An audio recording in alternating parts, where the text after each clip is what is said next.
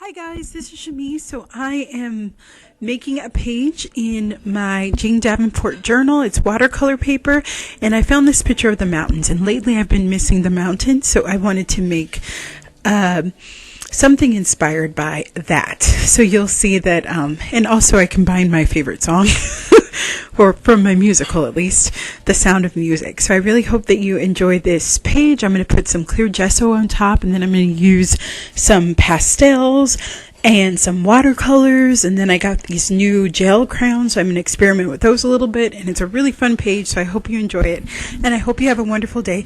Don't forget to share this video with your friends, and I will see you next week. Bye bye.